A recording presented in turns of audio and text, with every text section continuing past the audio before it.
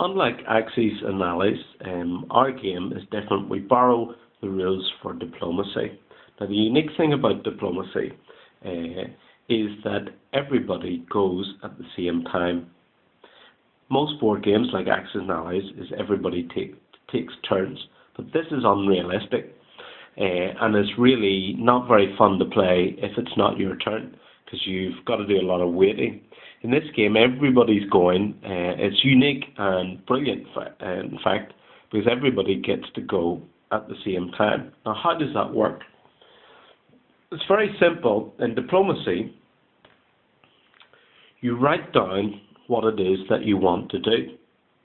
And everybody writes down what it is that they want to do.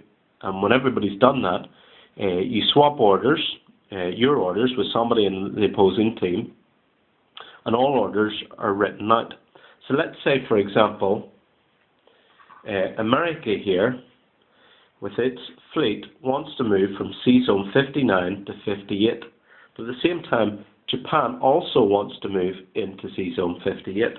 Well, what they would write would be, Japan would write the order, Fleet 41, Arrow 58. America would also write Fleet, or F, F 59, Arrow 58. And at the stage when everybody reads out the orders, both orders would be read out and both movements would take place. So both fleets would move into Sea Zone 58. After, when everybody's moved, then the battles will commence. And these all can happen simultaneously. There's no order. It can all happen at the same time. There'll be many battles going on around the board. So let's simulate this battle here to see what happens. Now, America should win because they have the same ships, but there's a damage marker. Japan's fleet is obviously damaged. Now, so it doesn't matter who fires first, both will fire really at the same time. But let's fire American guns first. So we've got the battleship, and it's going to fire. Now, battleships have two sets of guns. It has its main set of guns. Now, there's three of them. There's two at the front, and there's one at the back. Okay, main banks of guns. Those are its heavy guns. It can use its heavy guns now to fire at the Japanese battleship, and that's what it'll do. So it has three sets or banks of heavy guns. That means it will roll 3 dice. What it's trying to get is threes, 1, 2, or a 3 to score a hit. So let's roll. And it scores 1 hit on the Japanese battleship. Now I'm going to put a counter over here to designate an extra hit. Now that hit won't come into play really until the Japanese get to fire their guns. So I'll put that hit on at the end.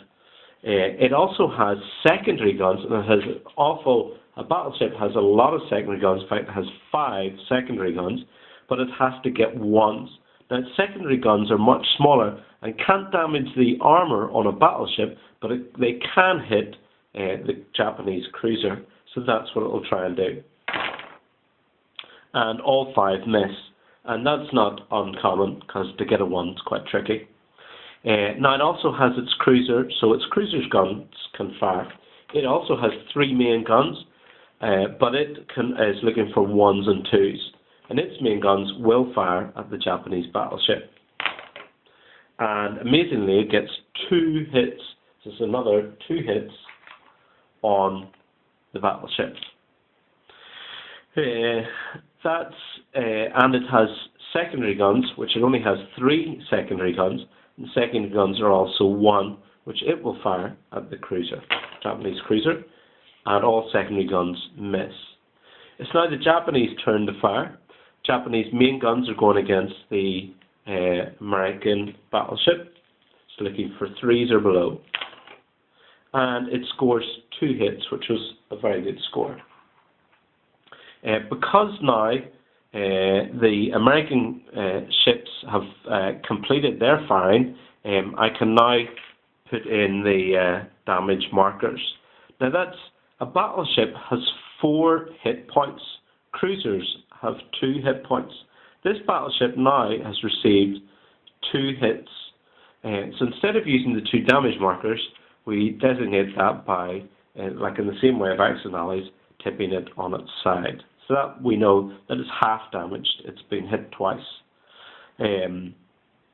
Okay, the battleship has fired its main guns. It can also now fire its secondary guns, which it has 5, and it'll fire against the American cruiser. And misses with all of its secondary guns.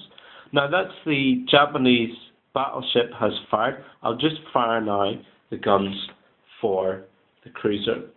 So the cruiser's main guns will fire against the battleship, and it scores 1 hit. So that's another hit onto the American battleship. And I can supply that because he's finished his turn. And the secondary guns then against the American cruiser. And we're looking for 1s, and it misses. That's the end of the first round of fire.